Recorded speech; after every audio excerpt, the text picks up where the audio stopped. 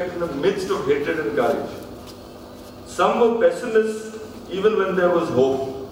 Gandhi gave people hope even in the midst of despair. He appealed to their better instinct at the worst of times. This is the message of Gandhi's final fast, January 1948. It is a message from a man of extraordinary strength and courage. After he died, politicians argued about whether he is the son of the nation or the father of the nation. I believe actually that he is neither.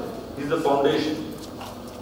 He is the foundation of the Indian Union, and if you reflect carefully on it, you will discover why. The history of the subcontinent after the death of Gandhi is beyond the scope of what we are discussing. But it's enough to recall that Jinnah's Pakistan lasted only 24 years. It ended in 1971.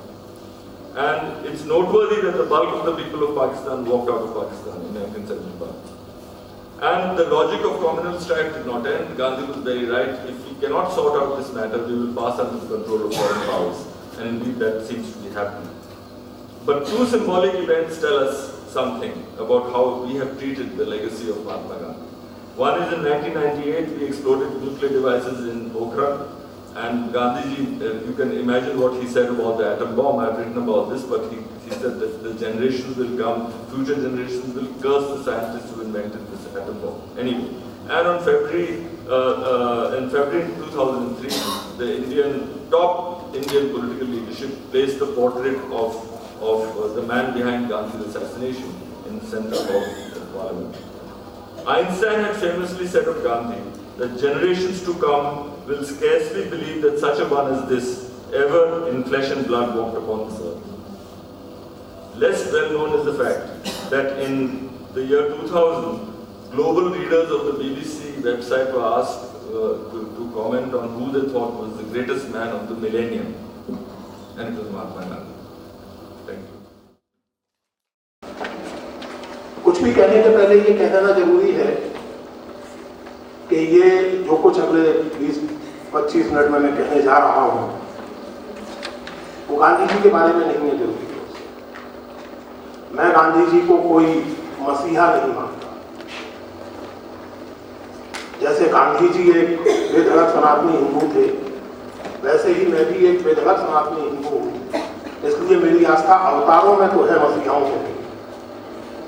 मैं गांधी जी को एक प्रस्थान बिंदु मानता और यहाँ से अपनी बात शुरू करता हूँ, और उस बात को शुरू करने में जरूरत पड़ने पर गांधी जी से भी बहस करने में कोई दिक्कत महसूस मुझे नहीं। आधुनिकता के प्रसंग में एक जो सबसे पहली बात समझने की है वो ये कि आमतौर से आधुनिकता और परंपरा को परस्पर विरोधी या कम से कम ऐसी चीजें माना जाता है जिनका संबंध बहुत सहज है। ऐसा समझा जाता है कि परंपरा एक खास तरह का मिजाज है, आधुनिकता एक खास तरह का मिजाज है, और खास करके हिंदुस्तान जैसे देश में परंपरा जहां खत्म होती है, आधुनिकता वहां से आरंभ होती है। मुझे लगता है कि इस मूल मान्यता पर पुनर्विचार की जरूरत है, और गांधी जी का जीवन इस मान्यता पर पुनर्विचार का जबरदस्त उदाहरण है। गांधी जी के बारे में बात करते समय आमतौर से हम लोग इस तरह बात करते हैं जैसे कि वो कोई बहुत अनोखे व्यक्ति थे और आसमान से लपक पड़े। ऐसा है नहीं। गांधी जी एक पूरी की पूरी चिंतन परंपरा और व्यवहार परंपरा का स्वाभाविक परिणाम थे। मैं नहीं जानता कि आप में से कितने लोग हिंदी राष्ट्रीय दायित्व के तौर पर नहीं बल्कि सहज रूप से पढ़ने की कोशिश करते हैं। जो भी करते होंगे उन्होंने संभवतः आचार्य परशुराम चतुर्वेदी का नाम सुना होगा। परशुराम चतुर्वेदी भक्ति साहित्य के स्कॉलर थे और उन्होंने एक किताब लिखी है उत्तरी भारत की संत परंपरा। स्वाभाविक है कि किताब आरंभ होती है गोरखनाथ से, कबीर के बारे में काफी तफसील से उसमें बात की गई है और लोगों के बारे में की गई है।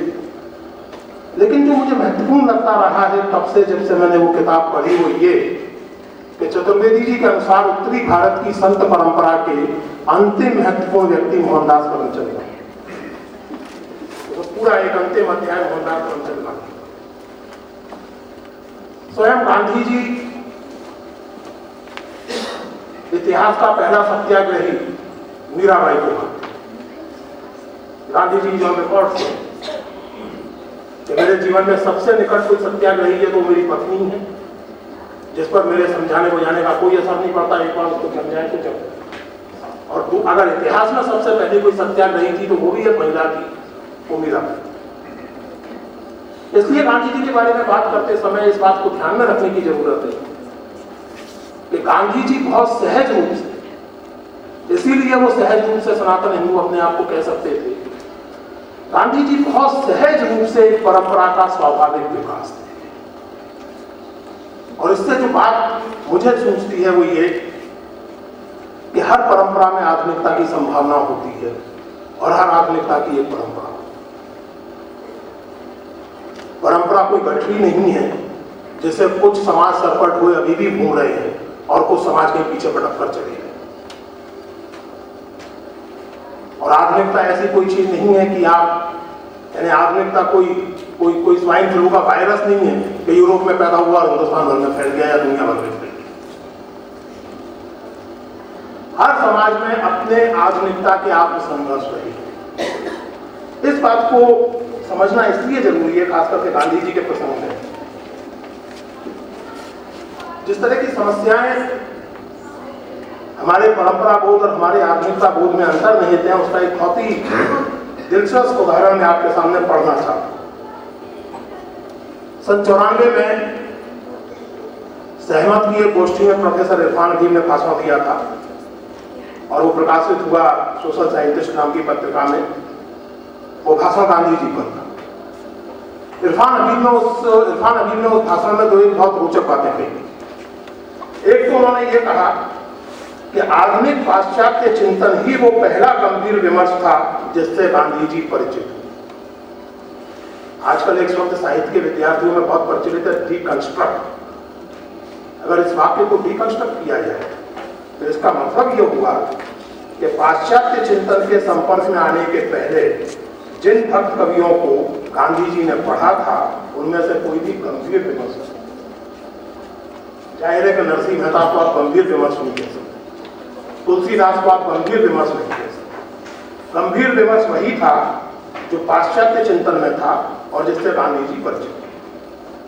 दूसरा वक्तव्य है, गांधी जी ने हिंदू धर्म को एकेश्वरवादी बनाने के लिए आर्य समाजियों से भी अधिक प्रयोग किया।